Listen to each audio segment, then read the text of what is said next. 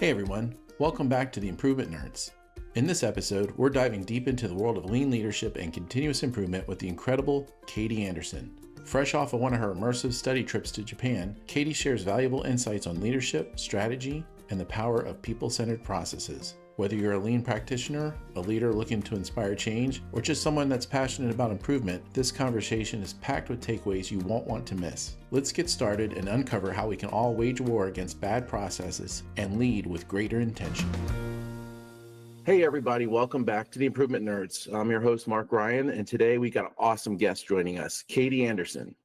Katie just got back from one of her study trips in Japan, and I'm really excited to talk to her about her latest insights and more. She's an expert in lean leadership, helping organizations grow and improve. And I'll also just say she's just been a big inspiration to me personally, whether she knows that or not. But Katie, thank you so much for joining us here, and can't wait to dive into this with you. Mark, thanks so much for having me today. I'm excited for the conversation as well. Awesome. And thank you for such a great intro as well. That's what the whole chain of learning is about. How do we all learn and grow from each other? So absolutely. Let's dive in.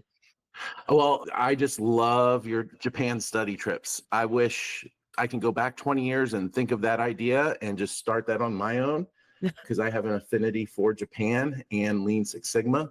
And combining them together like you have, I think is just amazing. It's such a great offering. And I know that you are recently back from a Japan study trip. Do you have any fresh lessons that you're bringing back with you? Anything that stood out on this trip that you'd like to share?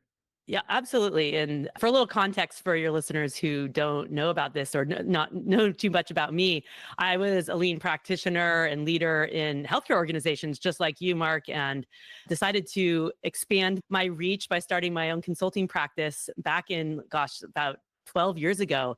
And just a year later, my husband had an opportunity for our family to move to Japan. So it really was serendipity to have this immersive experience of myself personally living in Japan.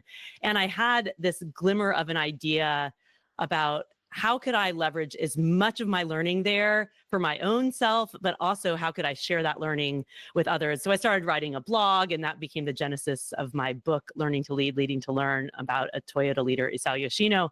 And I had this idea of maybe I'll make enough connections that I could lead and organize facilitated learning experiences for leaders around the world. And so that dream was realized for the first time back in 2018. And I've now led 6 cohorts of leaders since the pandemic started. And the most recent one just wrapped up in November of 2024. And no matter how many times I go to Japan or how many years of I've actually spent living and studying and working in Japan, I always learn something new with a different level of richness, no matter how many times I go to the same organization or new ones as well. So you asked me what were some of the new takeaways. And, I think it's not necessarily a newness, but rather the deepening of the takeaways and how it is all about people-centered leadership and about an attitude towards learning.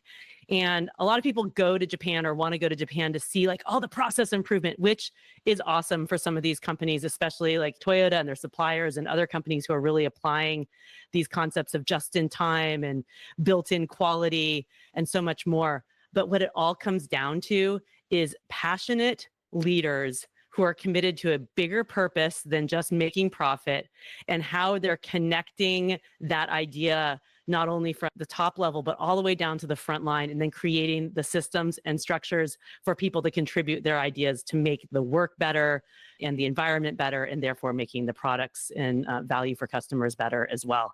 So to me, that's the biggest takeaway, is just an enriched understanding of that.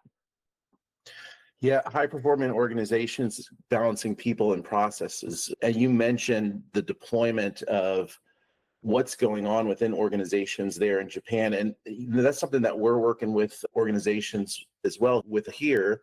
And I feel like there has to be connective tissue between the strategy that might happen at an executive level and the execution that happens for the frontline staff. And when that's not connected, it seems like everyone's not rowing in the same direction, and there can be a lot of organizational energy lost. in that effort or efforts to try to get to that strategy. Is there anything that you see in Japan or just in your studies or observations that you had going into different organizations on how that connective tissue works or how they do that? Yeah, so I also want to be really clear that not all of Japan is what we might think. I had this sort of preconceived notion too when I first moved to Japan 10 years ago that, everything would be like Toyota, like everything we read about it, like all of Japan is lean. And there certainly are aspects of that, like the whole country is very clean and community oriented. Everyone does their part. So there are aspects of that, but certainly there are so many other companies that are not the way we might have preconceived notions of it. So these companies that are doing excellent things in Japan are not always the norm. And so it's not just a Japan thing, but there are elements that they are really doing quite strongly. And the concept of Hoshin Kanri, or strategy deployment, is one that Toyota really has done very effectively, and other companies do too. But how do they get very clear on not just the work they're deploying? And Mr. Yoshino talks about this and has shared so much to me. I captured in my book, Learning to Lead, Leading to Learn, how Toyota does it, but getting very clear on sort of the policy. We kind of miss policy deployment or strategy deployment as what Hoshin Kanri really means. It's about what is that high level direction of the challenges we need to take on or where we need to go, and then working at every level to understand how are we able to contribute to achieving that. Rather than, I see a lot of my clients over the last decades of working in healthcare and now with other large complex organizations as well. So we tend to deploy the work. Like, oh, we're going to do this project or this initiative, rather than we are going to directionally deploy a concept or sort of a mission down, and then we need to achieve it. For example, one of the companies we just went to, it's one of my favorite organizations to go to. They say happiness is their purpose. Of course, they want and need profit, but they believe their purpose is people's happiness. And through people's happiness, they're going to get to profit. But they had two major strategies for this year, or Hoshin, that were seemingly not how we might put them together. The first was to make the work more comfortable, and the second was to make the work better. And so how do we make the work better and make the work more comfortable? They had a whole concept of, like, if people have a comfortable environment, then they're going to be able to make the work better. And so it's just really interesting that that was their Hoshin. And within that, if that's sort of the direction or strategy of the organization, then they expect their managers and leaders to work with their teams to say, okay, how are we going to do that? So just a different mindset and philosophy of how we often approach strategy deployment. That's awesome. And who wouldn't want to work for a place where happiness is the main strategy and comfortability, right, in your Yep. work? And of course, they want profit and they want to get better. And they talk about that, yeah, we have business numbers that we need to meet, but we see that as the output or the result of focusing on these other things. Right. I've seen some organizations call that the triple bottom line, where the energy and focus is towards the associates first. And when they're happy and engaged, they're going to deliver unrivaled customer service. And when they do that, profits will yield naturally, rather than just, let's look at our bottom lines and maybe make some cuts, and that could disassociate your employees. And then you have just a dysfunctional work environment. So I really, I just gravitate more towards those organizations that seem like they're connected to higher purposes. Right. And, that gets back to Toyota's philosophy in this. It's not all about Toyota, but I spent so much time with Toyota leader Isao Yoshino that it's just sort of imbued in how I see things. But he says what's make Toyota different, or used to make Toyota different, was that they're process oriented, not outcome oriented. And he linked this back to strategy as well, that it's not that we don't want the outcomes. Of course, like, organizations need those outcomes, need those business results, but they're more oriented on what's the process to get there, rather than we have to meet this objective. It's more like, we need to go in this direction. Now, how are we going to learn our way forward to get there? And how are we going to collaborate across the organization? Yep, absolutely. And one of the ways to make the processes even better is, first, Nemawashi. Now, probably there's some people in the audience that think I just sneezed or something into the microphone, but can you introduce us to that concept? What does that mean? And did you see any examples of this on your last trip? Yeah, so the Japanese word nemawashi is translated to tilling the soil. So you can think of tilling the soil as all the preparation work it takes to make us ready to come to a decision or to plant that seed. So like tilling the soil to make the ground ready for a seed or an idea or a decision to be planted and then flourish and bloom and grow. And one of the strengths of a lot of Japanese culture, but particularly at Toyota and their associated organizations, is they spend a lot of time in the process of tilling the soil, of getting people on board and shopping around ideas before coming to a decision point. This is one of the failure points I see in a lot of A3 thinking, A3 being a tool that we often use for problem solving and strategy deployment here in the West. It came from Japan and came from Toyota. But the part we miss is the Nemawashi, the like literally getting people's fingerprints on it as you shop around the ideas and get their buy-in. And we have to be able to have the skill of how do we bring people along with us and get their input to truly be a transformational change leader. And this is one of the things I've been talking a lot about on my own podcast, Chain of Learning, about how if we're going to be effective as lean practitioners or lean leaders or leading continuous improvement organizations, it can't just be that technical side. We need to be able to have those influence and persuasion skills about how do we till the soil and bring people along so that we can get buy-in and engagement for the ideas and vision for change that we know is possible. That's so important. As I think about it, when we're looking at projects or process improvement or continuous improvement, and we're looking to add to a team or something like that, we're looking for black belts. We need to get a black belt or a project manager in here, someone that has some letters after their name that demonstrates that they've taken a test. And I remember in one organization looking for a black belt, but going through a lot of different interviews, and they didn't have that human-centered approach and what we'd call maybe the soft skills, or if anybody listened to our Betsy Jordan podcast, the even harder skill sets to get people moving along and to involve people along the change process. So it makes looking for a change agent even more difficult if you know what you're looking for. It's that purple squirrel, someone who has the technical ability, the knowledge, the know-how, but also can bring people along in the change. And it's so much more difficult to find someone like that to be a part of your continuous improvement journey. Absolutely. And these are skills that operational leaders need as well.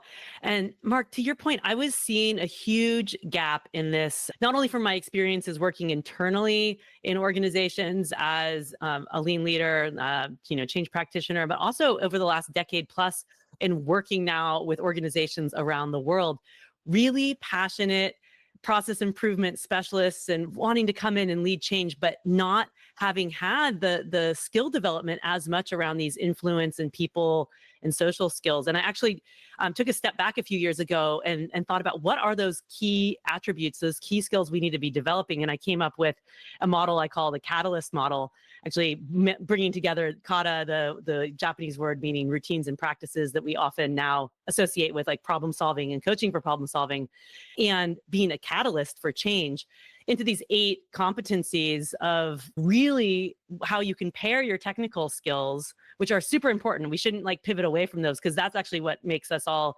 and listeners unique and special and value add for organizations.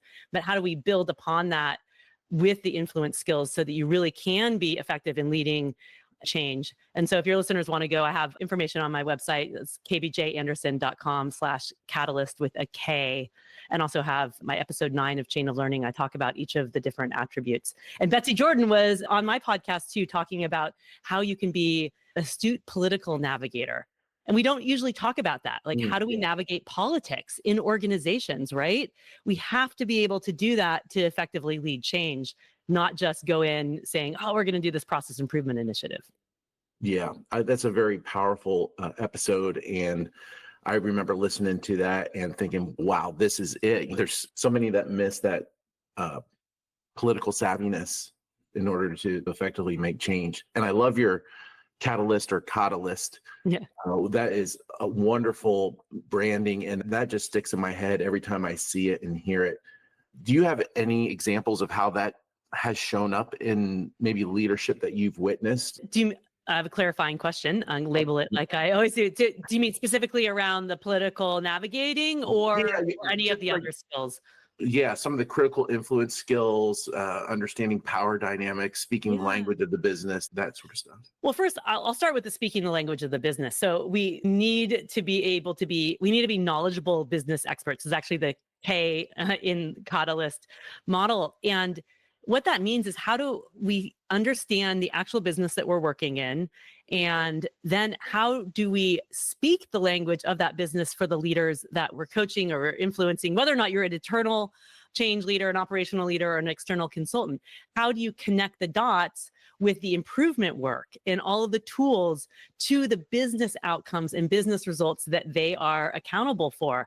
And so speaking that language of business is so important.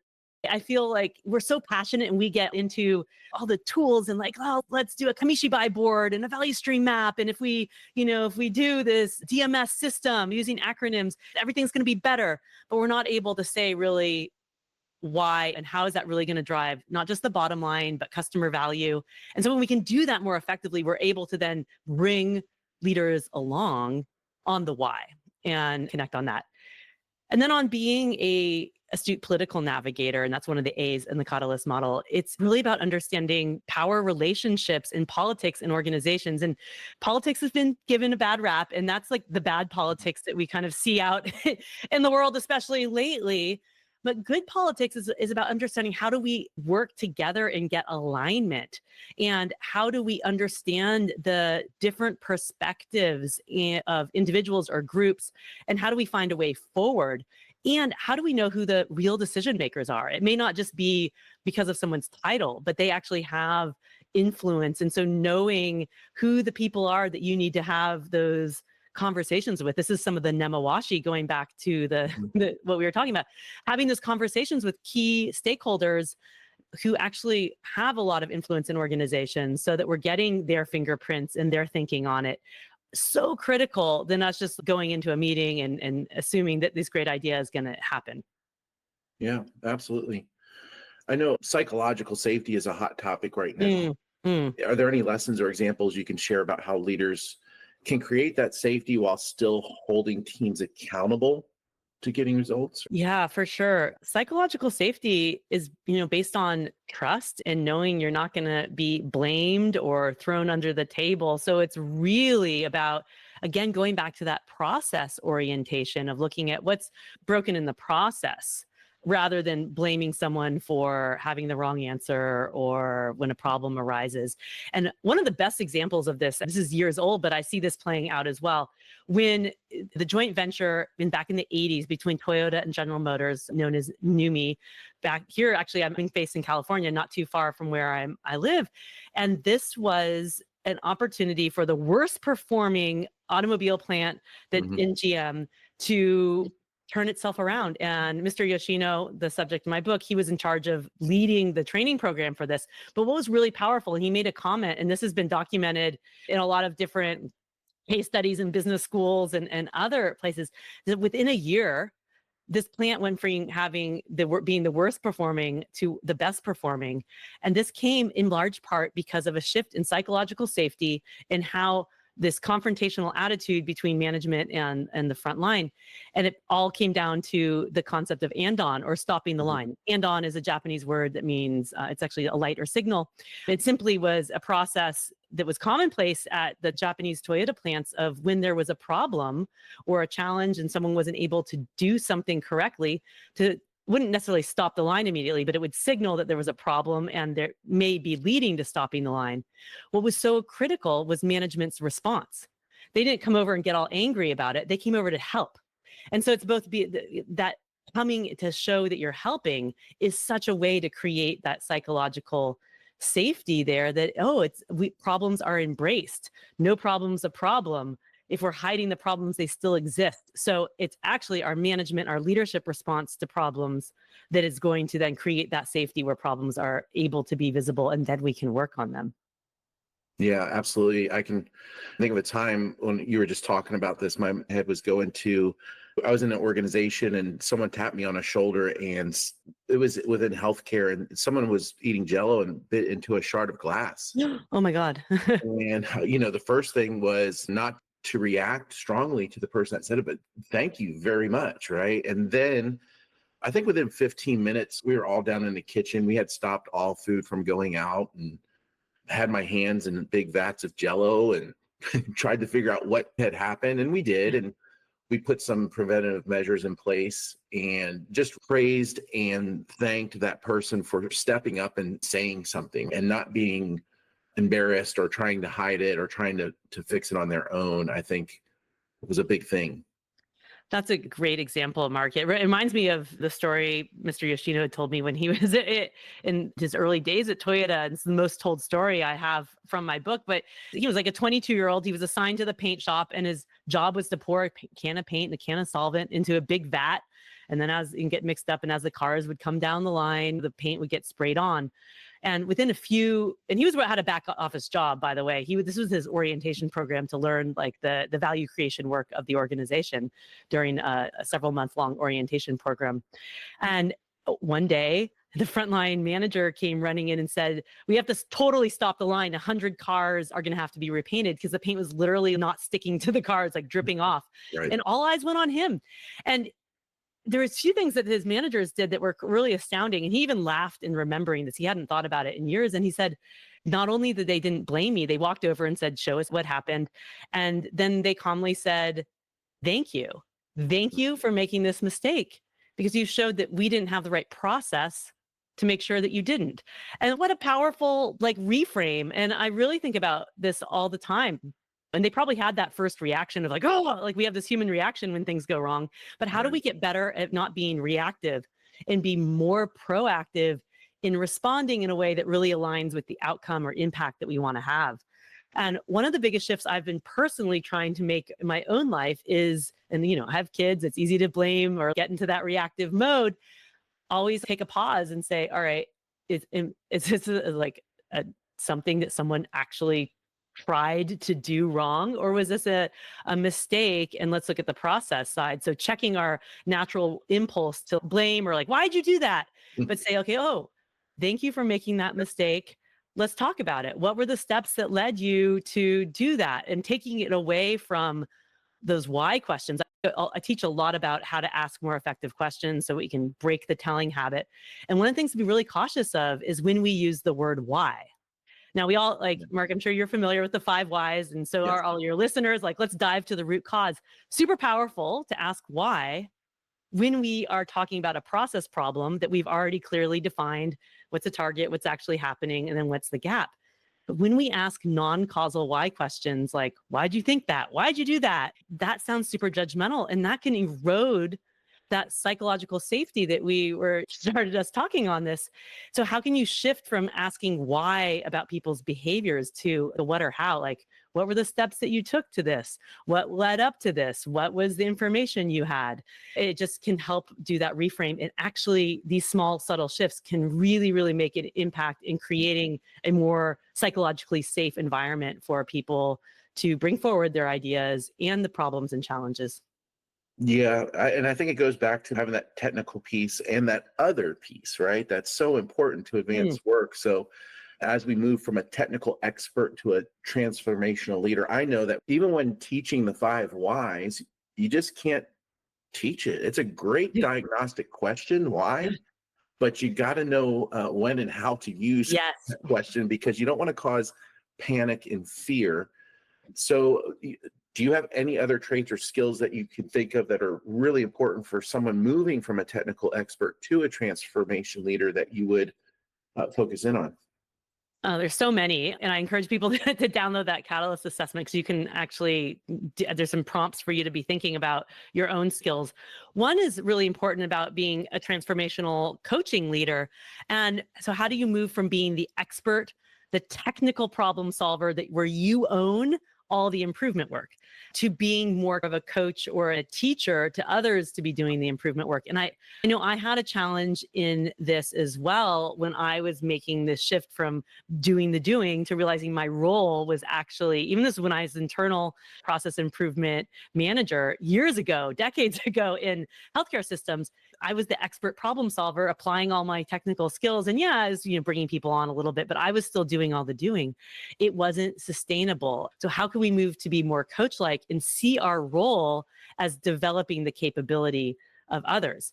And so when you can be both, you can be a technical expert and a coach, and it's just knowing when you own the problem and when you're there to be teaching and helping others solve problems and develop as well. And then one other caution is that when I see people trying to make this leap, and this happened to me for a bit as well years ago, we talked about, oh, how do you ask more questions and how are you more coach-like? Then people pivot to all my role is just open coaching. And there's still a time for you to be more directive and walking side by side with someone, teaching them a certain skill, showing how you might approach the problem. Because if they're a beginner, it's not helpful to just ask open questions, or if people are really stuck and don't know the next step forward. So the skill is being able to navigate this continuum of how we are helping others between being the technical expert and being more coach-like, and how do we bring that together and flex based on the situation. So that's super, super important to really become this transformational change leader in organizations. I know for myself, I'm just reflecting back. I served 16 years as a technical expert in the automotive industry and found myself getting into transformational change, into leadership roles, and it seemed to all come together for me. But what I found was that as I went to different places, I would have the answers, and it was difficult for me to not just implement because I knew where we were going, and I was young in my journey and in learning. So I got out of the automotive field totally and went into healthcare, which I knew absolutely nothing about how to treat a patient or anything like that. But I did understand the Lean Six Sigma skill sets, and I was able to apply and ask questions and really learn and pair up what I do technically with their knowledge and advanced work. So I find myself every time I go into a different type of industry, just eyes wide open and happy that I don't know the answers. But I do see when I do go into organizations, there are those who are frantically working with solutions and cutting off other people's learning right at the knees by just implementing solutions. And trying to slow them down is a tall task, but when you rely on a person to be a technical expert and have the solutions or be the hero, when they win the lottery or something happens and they leave the organization, they're not leaving a legacy of what is the right thing to do. And they're not teaching people how to get to those good answers to your point. Yeah, I had such a same experience, Mark. I mean, actually, I was working in healthcare the whole time, but still, I had this come to this sort of aha moment. Was it more important, and we tend to all be, people working in this space, we tend to be systems thinkers and see connections, and we have these technical skills. But I had to check myself and say, is it more important that I have the answer and I'm sharing my answer, or is it more important here in this moment to help someone learn how to get to the answer, or an even better answer that may be one that I hadn't even thought of because I'm not deeply connected to the work. So, and I think about that with my kids too, learning math. There is only one right answer in math versus like our complex organizations where there probably is not just one right answer and it's super complex to get there. But if I just always give them the answer, I'm not helping them learn how to get to the answer. And so we just have to check that. There's a really helpful phrase that I share all the time. I learned from my coach and mentor, Margie Hagany, back in the healthcare days. Many of your listeners might know her. And she was working with, and I share this in classes all the time because I get asked, like, but what if I have the answer or I have the knowledge and I want to save someone from making the same mistakes? I've seen this before. So she shared with me that a nurse executive that she used to work with would acknowledge her expertise and her decades of experience when she'd go on, to the nursing unit to check in on process improvement and someone shared a problem. And because usually we ask a question to someone who's either at the front of the room because they're the facilitator or the leader coming to check in and ask, oh, what do you think? Well, pause instead of saying just your suggestions or your ideas. Acknowledge your expertise and say, I have a lot of experience. This is what this nurse executive would say. I have a lot of experience in many similar situations as this, but I really want to hear what's going on here. I don't know the truth here in this moment. Share with me what's going on and how you're thinking about it. And then that would open the door for them to share. And sometimes it would be helpful for her to share her past experience or how she might approach it, or something that happened that didn't go so well, just so they had the awareness. But oftentimes when people are given that space to actually think through things, they answer the problem or the question themselves. So we just have to hold back a little bit in assuming that even though people ask us, they need our answer. They might just need the space and some guidance around thinking through the answer. That's awesome. And I love that our discussion is centering around people and how do you develop people. We like to say the people are the work, but oftentimes there's a pressure, right, to deliver on deliverables and get quick wins. So how do you balance the development and teaching people how to think about problem solving and also delivering quick wins that might be a pressure that's coming from above? Yeah, this is a question I get asked all the time. And when I actually, an upcoming podcast guest of mine, Wendy Smith, and I talk about both and thinking rather than either or.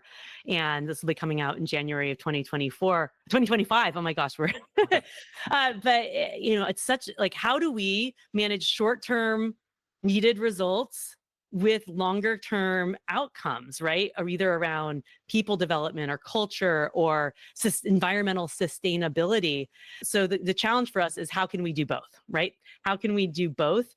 And so I think about that. It's like, how do you then choose a process improvement initiative that's going to focus on a real problem that's going on in the organization, that's either cost savings or an improvement that's going to help with growth or, things going more smoothly, and that they can actually deliver some immediate value and also use it as a leverage point for developing people. So one way to handle that would be to have your 2 Six Sigma master black belts come in and be the magicians and the heroes behind the scene, boop, boop, boop, boop, boop, doing all the process improvement and maybe have some immediate short-term gains, but you haven't developed people.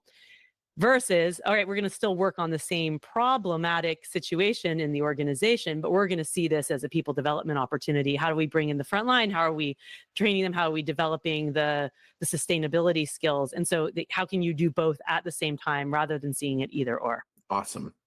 Well, we look forward to that podcast coming out in 2025. And I probably would assume your January 2024 podcast was amazing too. So whichever one that is, I'd encourage everyone to go listen to that one as well.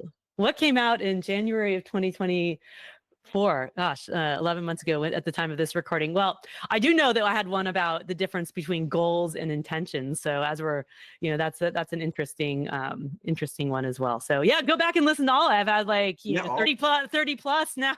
Now that was my big goal last year, was starting the podcast and as a way to just connect and think and share ideas even more. So awesome. I'm so happy you've done that. If someone's just starting their career off in lean leadership, what advice would you give them? I think we go back to exactly what we said here. How and I'm talking to people who are both like change practitioners. So doing the focus of your work is leading the continuous improvement or process improvement work in organizations. Or if you're an operational leader who's passionate about leading this type of change within your work and influence as well. Both sides are important. We talked about the technical skills.